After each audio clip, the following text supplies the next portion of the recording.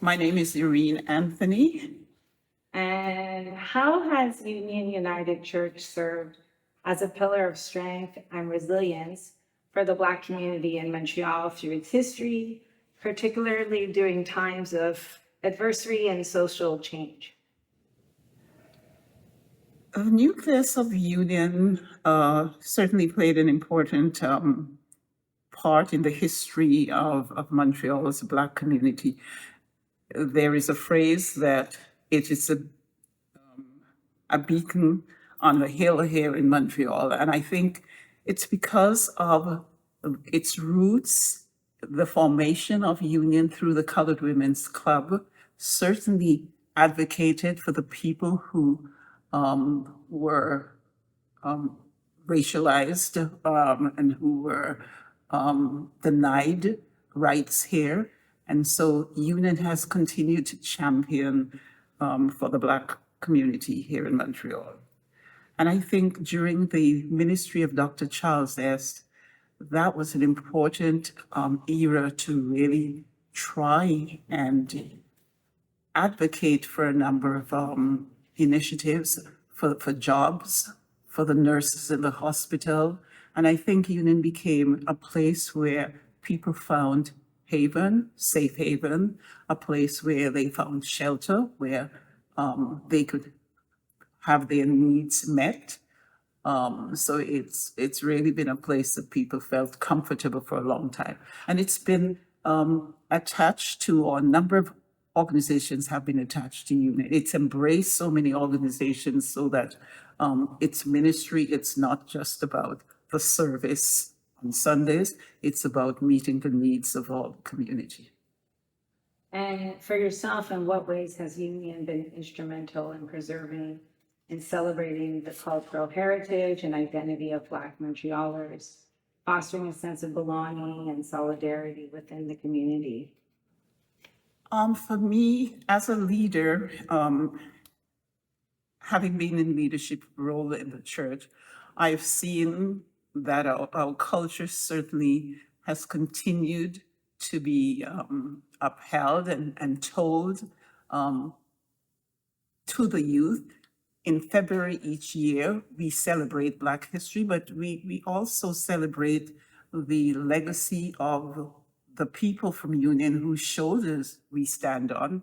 And so the youths can see that the their history, it's not just about them, it's about the people who have paved the way. And hopefully that with the leadership that they see, they can certainly try to be the advocate for change in the community. One of the things that we do in June is usually to celebrate specifically Heritage Month, because Union is made up of people from about 30 different countries. And the flag procession every June just helps to solidify the nature of heritage and togetherness that we feel coming to a place like this. And I think those periods, Black History Month, Heritage Month in June, we highlight the people in our community, Canadians, such as Dr. Jones, Oscar Peterson, and Dr. Daisy Sweeney, the music that they have certainly left as a legacy for our community. And that is one of the areas of our heritage that I find is promoted a lot at Union. No wonder we have that many choirs. And the band continues because of the love of music that has been part and the foundation of this community. So we looked at what the positive impact is, and how did you come to Union? What's the story of Mrs. Anthony and Union? I arrived here in 1968, and I went to the First Presbyterian, and then I was told about Union, and I certainly visited Union through Mrs. Florence Davidson. She was the first person. My brother was married to her daughter. And I think, no, they may not have been married yet, but it was through her. And I visited here because my mother had a godmother who was here, godmother's daughter who was here. Um, and I wanted to find her for my mother. And I came here, sat in the church for Sunday after Sunday. And it's only when my mother visited and she saw the lady sitting on the right side there, she said, that's the person. But I continued here through Mrs. Davison's encouragement and just loved it when I came here. The singing was vibrant. It reminds me of the singing at home, and the fellowship was just wonderful. The seniors at the time, I just find during the coffee hour, the ladies were just so engaging. I just found that a number of people really made me feel at home. Mrs. Collins, Martha Griffiths, a number of people whom I knew, I came to know through Mrs. Davis. What do you think is the power of telling your story? Like, you're telling us your story. And how do you think union helps the broader Black Montreal community tell its collective story? I share my story, or we share the story of union or the Black community because I want the young people to know their history. I think we have to continue to let them know the struggles that have led to us being as free as we are, or led to us getting the jobs that we have, or letting us get into areas of employment that were denied years ago.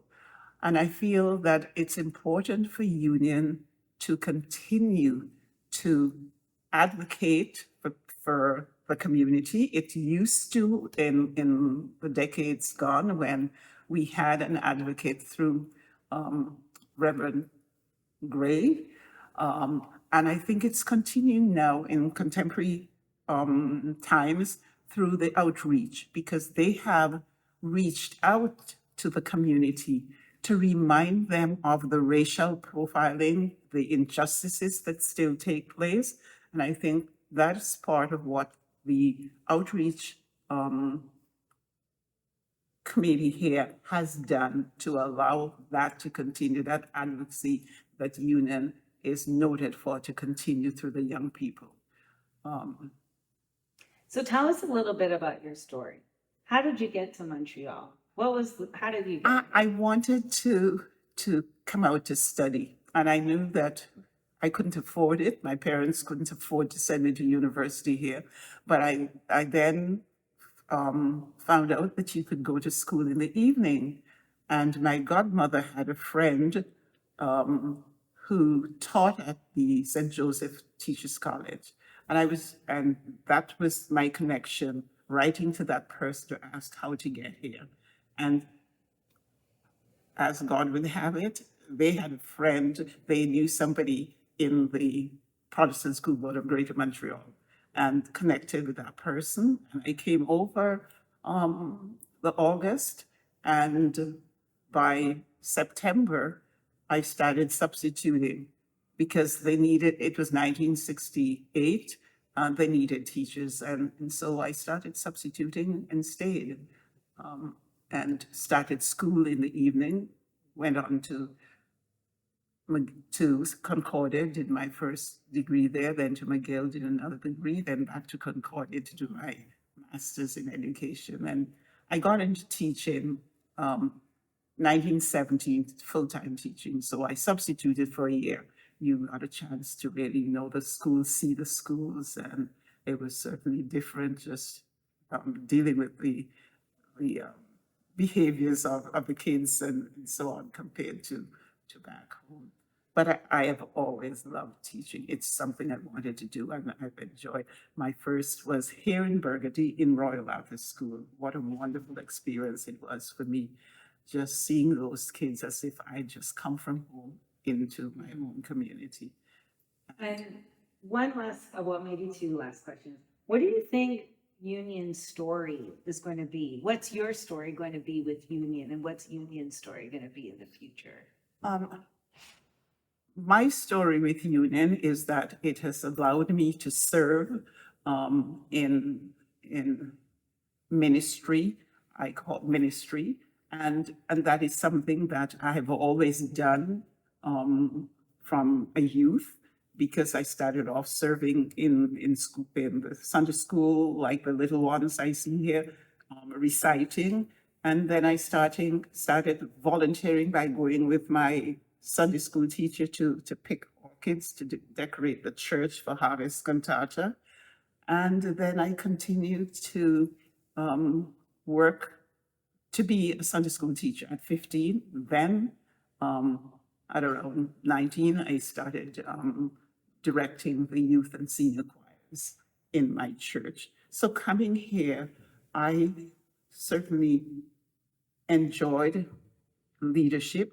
For me, it was really enjoy serving, because I couldn't see myself just sitting down and not giving anything back to the church community. And I've served in a number of roles in the church, which has strengthened me and certainly has given me a number of experiences that I could use. And for Union, I see Union as an institution that is going to last, because we're doing everything to make sure that the youth understand our stories. We're doing everything to ensure that they know that they need to pay it forward, that they need to volunteer also, because this is what has helped to strengthen the community and to strengthen this church. It's by the people giving of their time and coming together, working in a united fashion. And I'm pleased that every second Sunday, it is devoted to young adults.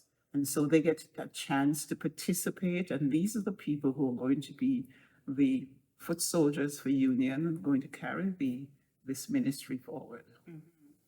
Well, thank you so much. Do you have any final words that you want to share with us before we end?